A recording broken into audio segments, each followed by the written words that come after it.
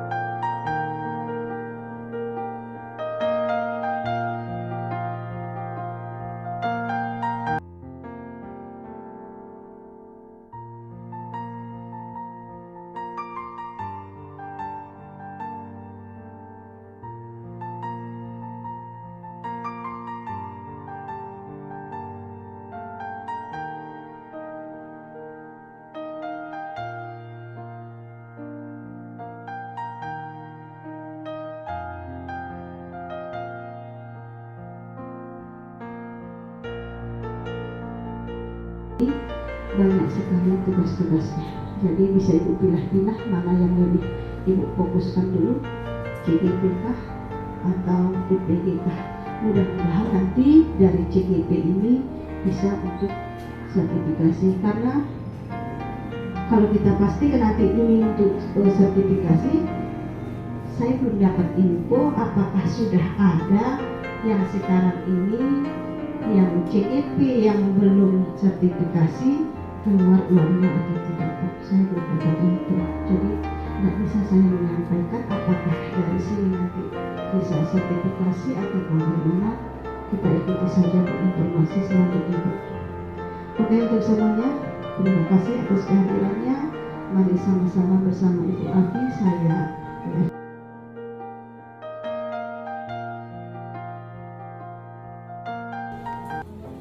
Alhamdulillahirrahmanirrahim. Wassalatu wassalamu ala rasulillah wa ala alihi wa sahbihi wa maulah. La haula wa la quwata illa billah. Pertama dan utama sekali, marilah kita panjatkan puji serta rasa syukur kita kehadirat Allah Subhanahu wa taala, di mana di pagi ini kita masih diberikan kesempatan untuk bisa berkumpul di ruangan majelis guru SMP Negeri 1 Sungai ini dalam pelaksanaan acara diseminasi budaya positif calon guru penggerak. Kemudian salawat dan salam tak lupa kita kirimkan ke Allah junjungan Nabi besar Muhammad SAW yang berupa doa Allahumma sholli ala sayyidina Muhammad wa ala ali sayyidina Muhammad. Yang saya hormati Bapak Ibu Majelis Guru, Bapak Wakil Kepala SMP Negeri 1 Sungai Aur. Kemudian terima kasih atas partisipasi Bapak Ibu yang sudah bersedia menghadiri acara diseminasi budaya positif pada pagi ini. Baiklah Bapak Ibu, sebelum kita melaksanakan kegiatan ini, kita rileks dulu. Sebenarnya kegiatan ini merupakan kegiatan yang ketiga yang sudah kita lakukan di SMP Negeri 1 Sungai Aur, karena saya merupakan CGP yang ketiga di SMP 1 Sungai Aur. Jadi acara ini sudah seringnya kita laksanakan. Jadi ini acaranya hanya sekedar membuka memori kita saja, bagaimana tentang budaya positif yang sudah kita pelajari dari CGP sebelumnya. Sebelum kita masuk ke kegiatan inti, kita rilekskan dulu badan kita supaya kegiatan ini bisa kita ikuti. Yang pertama, kita berdoa dulu. Berdoa menurut kepercayaan kita masing-masing. Mudah-mudahan acara ini memberi keberkahan di dunia dan di akhirat. Saya pimpin saja langsung, berdoa mulai. Berdoa selesai. Oke, kita lanjut merilekskan diri dengan meregangkan bahu kita, meregangkan leher kita. Mungkin yang selama ini agak tegang, kita rilekskan dengan cara, yuk Bapak Ibu ikuti saya, angkat tangan ke depan, kita angkat tangan kanan kita ke depan, kemudian genggam dari satu ke depan, yuk kita putar dalam hitungan angka 8. Kita rasakan ya efeknya bagaimana, kalau darah kita mengalir lebih lancar lagi. Oke, 1, 2, 3, 4, 5, 6, 7, 8. Yuk kita ganti lagi tangan berikutnya.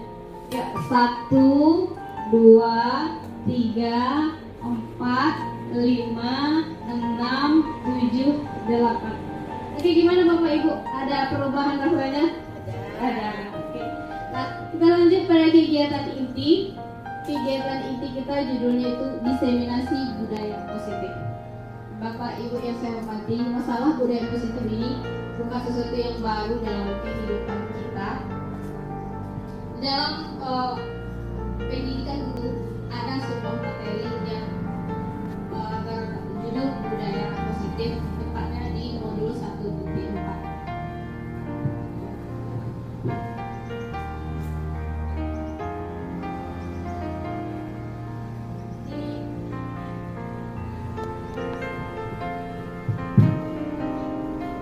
Di budaya positif ini ada beberapa konsep inti yang dibahas. Yang pertama, perubahan paradigma belajar, disiplin model positif, nilai-nilai kebajikan, kebutuhan dasar manusia, motivasi perilaku manusia, posisi kontrol guru, keyakinan kelas, dan segitiga restitusi. Apa sih perubahan paradigma belajar itu? Dari sinilah melatar belakangi adanya budaya positif di dalam pendidikan guru penggerak.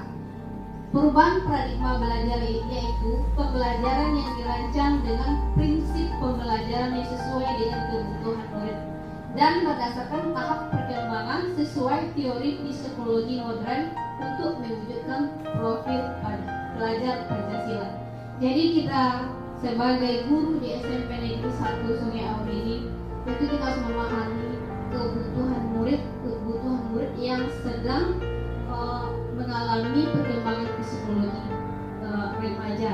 Jadi kita sesuaikanlah teknik atau metode pengajaran kita dengan psikologi remaja murid. Kemudian apa sih budaya positif? Budaya positif adalah kebiasaan baik yang sudah disepakati bersama untuk mewujudkan kehidupan yang aman, nyaman, dan damai.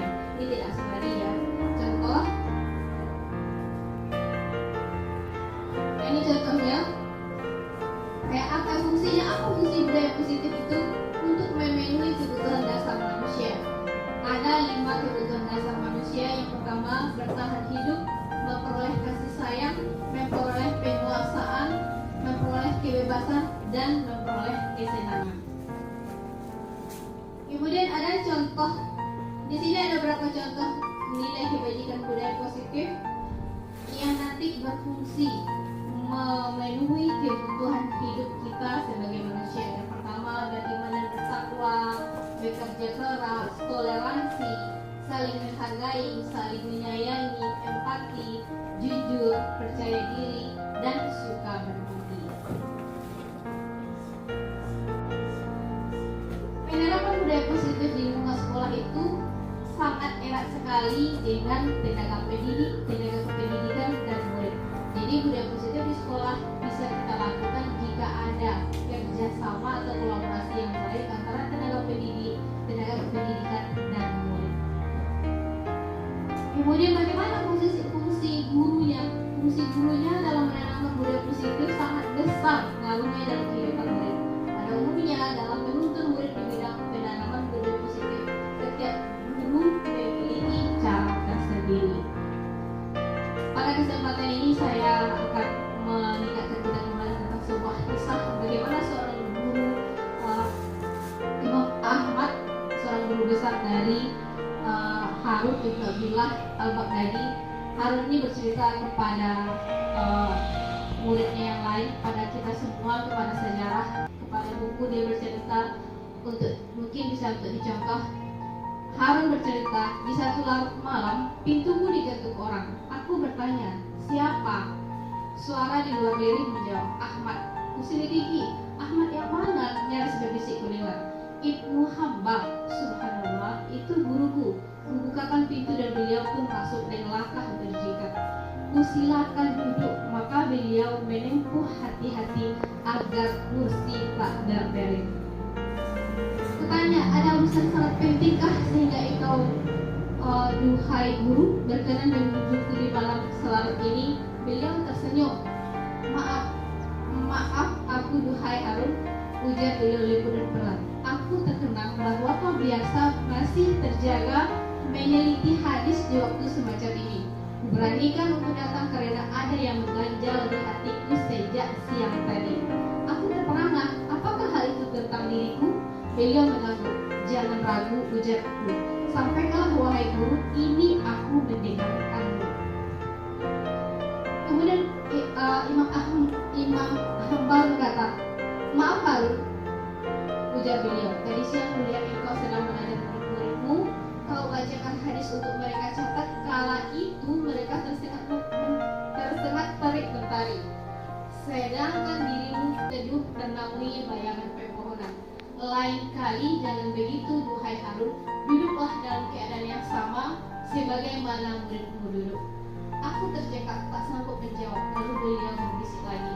pamit undur diri, kemudian melangkah berjingkat menutup pintu hati-hati. Masya Allah, inilah guru yang mulia, Ahmad bin Hanbal. Akhlak indahnya sangat terjaga dalam memberi nasihat dan meluruskan khilafku.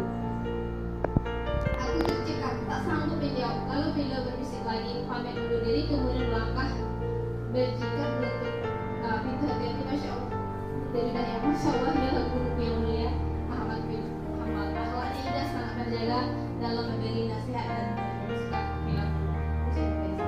Nah, jadi teman-teman, sebenarnya kesimpulannya sih aja sih, kita koreksi diri kita, bagaimana posisi kita selama ini sebagai guru dan menasihati murid. Tadi contohnya yang ada dalam cerita kisah Muslim, kita sebagai Muslim, itu ceritanya kita balik lagi, kita refleksi lagi diri kita, di mana posisi kita selama ini sebagai guru terhadap murid ketika memberi nasihat.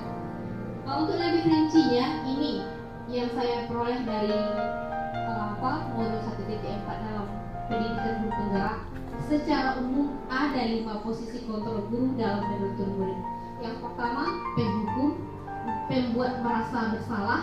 Kemudian yang penghukum, pembuat merasa bersalah.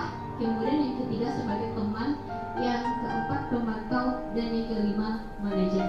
Bapak Ibu, tadi sudah saya bagikan kertas berbentuk refleksi pemahaman bagaimana menurut Bapak Ibu pertanyaan-pertanyaan di dalam kolom itu, apakah posisinya sebagai penghukum, pembuat merasa bersalah, atau sebagai teman, atau pemantau, atau sebagai manajer.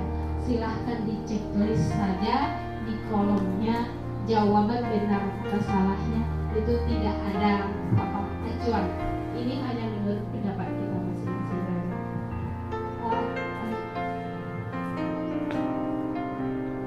Ya, apa sih maksud dengan penghukum itu? Penghukum itu biasanya menggunakan hukuman fisik maupun verbal. Kemudian pembuat merasa bersalah itu, gurunya sering berkata-kata seperti ini. Ibu sangat kecewa sekali dengan kamu. Berapa kali Bapak Asun beritahu kamu? Gimana coba kalau orang tua kamu tahu kamu berbuat begini? Itu yang sering diucapkan oleh guru sebagai pembuat bersalah, pembuat merasa bersalah. Kemudian sebagai teman, bagaimana kalimat yang sering diucapkan oleh guru? Ayo bantulah demi Bapak ya, atau ayo bantulah demi Ibu ya. Kemudian ayo ingat tidak bantuan Bapak selama ini. Itu sebagai teman.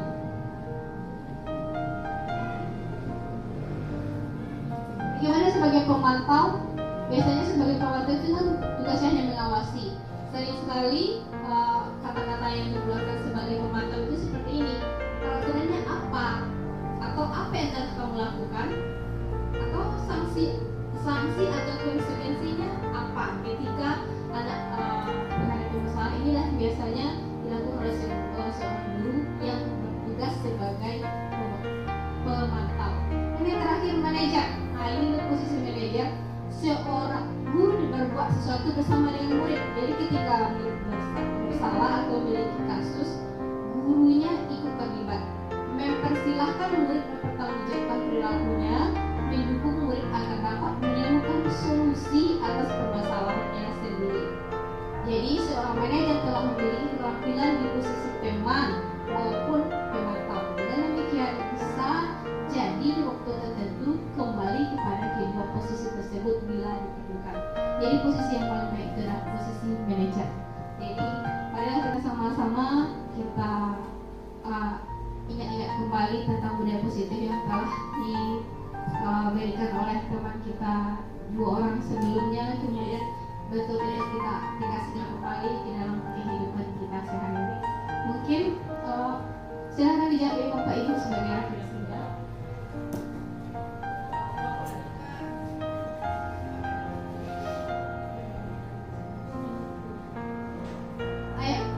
Ini budaya yang terakhir, budaya positif tentang restitusi. Apa itu restitusi? Itu restitusi adalah proses menciptakan kondisi bagi murid untuk memperbaiki kesalahan mereka sehingga mereka bisa kembali pada kelompok mereka dengan karakter yang lebih kuat. Ini mendapat seorang ahli psikiater bosan. Langkah-langkah mengadakan restitusi ini yang pertama stabil identitas, kemudian validasi tindakan yang salah dan menggunakan keyakinan. Mungkin video ini sudah pernah kita tonton sebelumnya, jadi pas aja.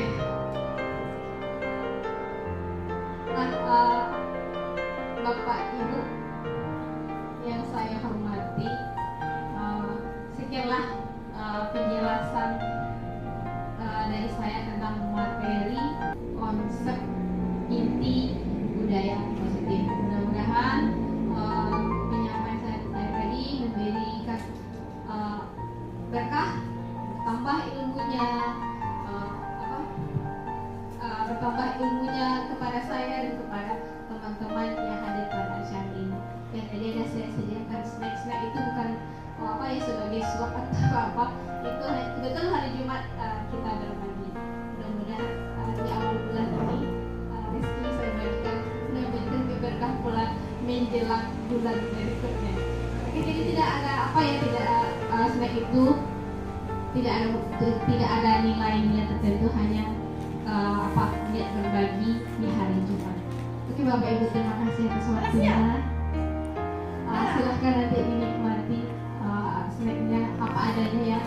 Snacknya saya ambil dari proses tadi. Terima kasih atas perhatiannya. Assalamualaikum warahmatullahi wabarakatuh. Berikut aksi nyata mewujudkan budaya positif melalui kesepakatan dan keyakinan kelas yang sudah saya terapkan di kelas 7A dengan menyusun keyakinan kelas bahasa Inggris 7A.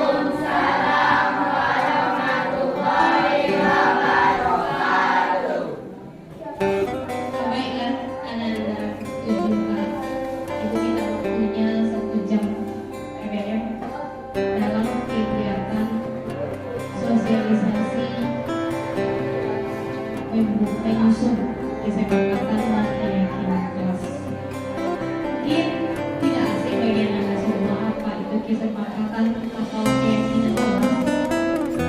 Satu lagi kelasnya kita sudah pernah disusun, tapi khusus hari ini Ibu menjelaskan lebih rinci bagaimana itu menyusun kesepakatan atau keyakinan orang yang Ibu dapat di modul 1.4 budaya positif sebagai calon guru. Di sini Ibu minta keanggotaannya kerjasamanya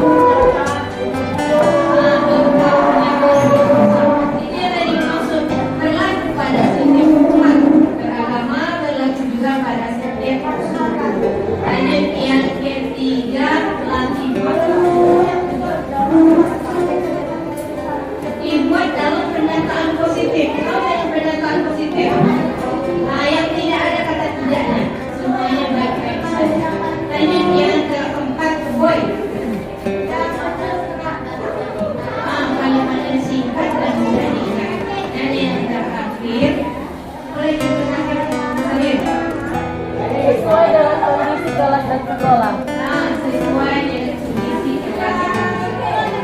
Ya, kita lihat itu tadi 7 cara bagaimana cara menyusun keyakinan kelas. Selanjut dengan apa tujuannya? Tadi tujuannya. Siapa? Linki. Linki namanya. Linki. Kalau linki yang pertama. Tujuannya yang pertama mewujudkan budaya presentasi. Nanti dari bawahnya yang aman, nyaman dan ramah. Nanti sampingnya menunjukkan pelajar profil Pancasila. Itu sudah dari ketahui apa itu pelajar Pancasila. Ya, walaupun nanti bagaimana keyakinan kelas itu berhasil atau tidak. Di sampingnya berikutnya kesepakatan dan keyakinan kelas. Yang kedua sering Kedua, murid menjalankan kesepakatan dan keyakinan kelas secara konsisten. dan tiga sampingnya Memuaskannya karakter Pancasila. yang membuatnya karakter pelajar Nah, itulah dari beberapa materi penjelasan sedikit tentang keyakinan kelas. Sekarang kita buat keyakinan kelas bersama dengan judulnya keyakinan kelas 7A. Maka terdapat bahasa caranya bagaimana? Itu kelompok caranya tidak aja supaya dia bisa penting. Empat orang ini satu kelompok. Berikutnya dua kelompok. Hanya dari belakang empat orangnya 3 kelompok. Saya ini bahasa satu kelompok dari satu kelompok. Hanya yang inilah yang perempuan 5 perempuan di belakang jadi satu kelompok. Lanjut dengan kelompok Luki di sini. Begini, berarti 5 kelompok Luki 5, kelompok Syahril juga 5. Silahkan duduk dalam kelompok. Satu aja meja yang dipakai. Misalnya ini kelompok Luki berarti pakai satu meja Luki, angkat kursinya saja ke depan.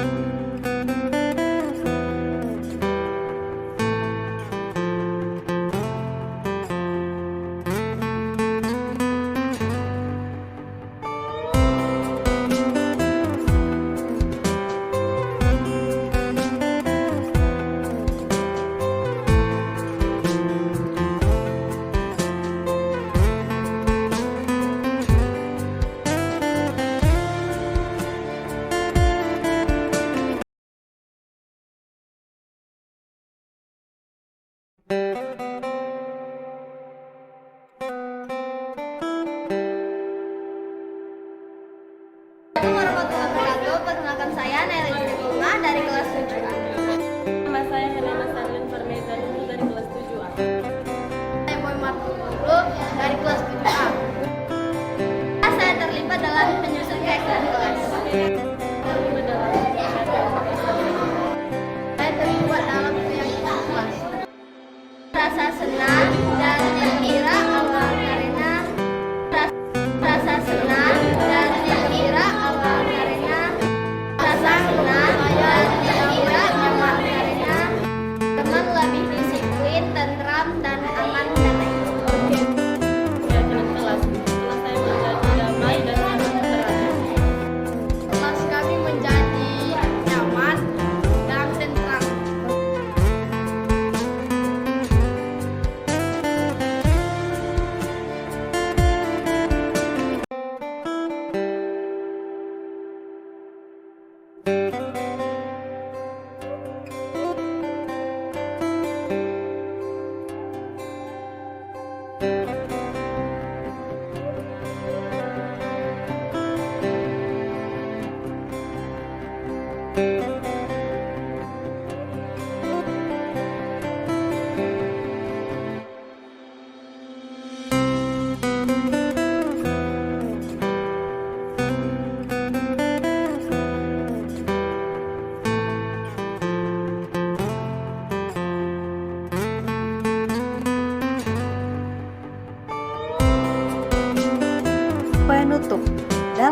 penerapan budaya positif hendaknya dimulai dari diri kita sendiri, sehingga kita memiliki dasar untuk menuntun anak dalam membiasakan berbuat kebajikan.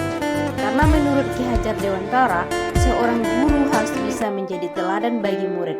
Mari berbenah diri membiasakan penerapan budaya positif dari diri kita sendiri sehingga kita bisa mewujudkan tujuan pendidikan nasional Indonesia dengan baik. Sekian dan terima kasih. Salam guru penggerak. Wassalamualaikum warahmatullahi wabarakatuh.